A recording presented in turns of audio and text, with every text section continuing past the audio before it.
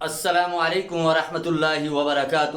میں ہوں محمد امجد۔ عزیز طلباء و طالبات، گزشتہ کئی اسباق میں ہم نے حرف کی چند ایک اقسام کے متعلق پڑھا اور آج ہم پڑھیں گے حروف نفرین کے متعلق۔ عزیز طلباء و طالبات، نفرت کے لیے استعمال ہونے والے الفاظ حروف نفرین کہلاتے ہیں، یعنی وہ الفاظ جن کا استعمال ہم اظہار نفرت کے لیے کرتے ہیں، ان الفاظ کو اردو کے اندر حروف نفرین کہا جاتا ہے۔ اور اردو کے اندر چند ایک مشہور حروف نفرین یہ ہیں، جیسے ازار، لعنت، تو، فٹے منہ، چھی چھی، خدا کی مار، در در، تھو تھو، پھٹکا۔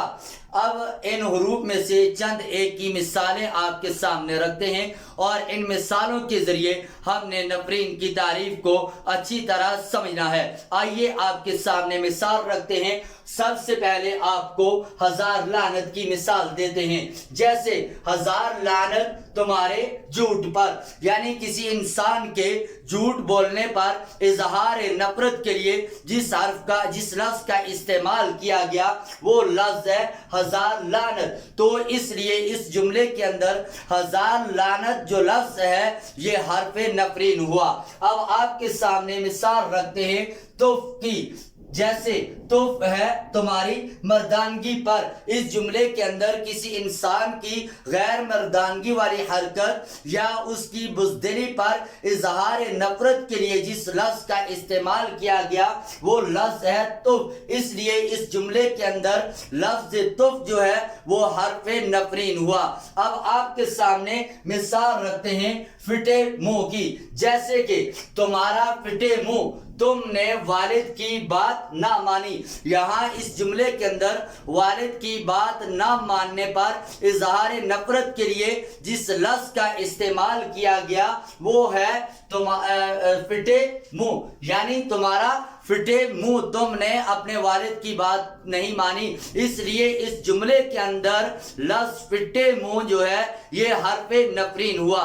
اب آئیے ایک اور مثال آپ کے سامنے رکھتے ہیں، جیسے کہ چھی چھی۔